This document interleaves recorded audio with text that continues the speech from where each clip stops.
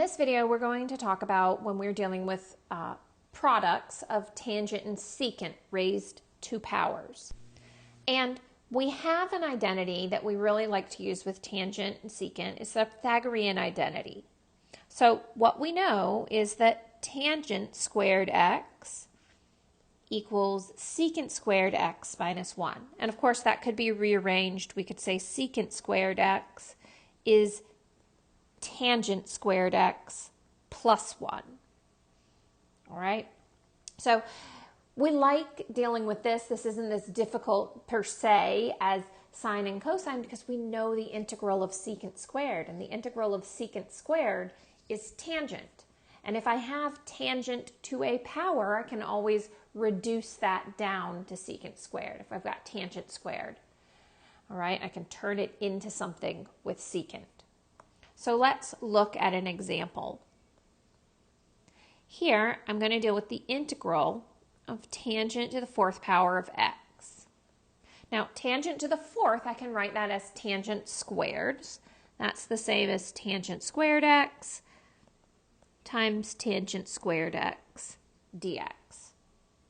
And tangent squared x is equal to secant squared x minus 1. And my goal is to do this in pieces, to continually reduce things down so that I'm just kind of eliminating some of these secant squareds methodically. So I'm only going to do one substitution here. Tangent squared x and tangent squared equals secant squared x minus 1. At this point, I'm going to multiply through.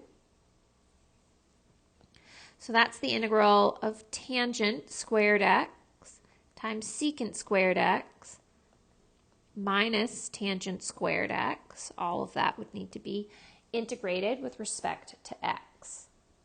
I can break this into two pieces using properties of integrals. So I have tangent squared x, secant squared x dx minus the integral tangent squared x dx.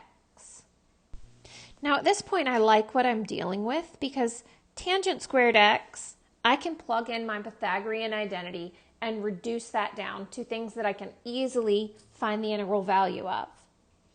So I still have the integral of tangent squared x, secant squared x dx minus the integral of tangent squared is equal to secant squared x minus 1 dx. So the second piece we're looking at, I can divide that into two integrals. I know the integral of secant squared, that's tangent, and the integral of 1 is just going to turn into x. So this piece, we'll do a u substitution. And what I'll do is I'm going to say, all right, well, let's let u equal tangent x. Then that means the derivative of u with respect to x is secant squared x, or rather du equals secant squared x dx. And we see that secant squared x dx there. So my first integral becomes the integral of tangent x, and we had tangent x squared, so that would be u squared du minus the integral of secant squared x. Secant squared x, that integral is easy. It's tangent x minus the integral of 1 would be x. And of course, we're going to have a plus c here on the end. So I just have one term left to integrate. That would become u cubed over 3. I have minus then tangent x and plus x plus c. It becomes a plus because I distribute. And all we have to do now is say, hey, what was u? Remember, I set up here u is equal to tangent x.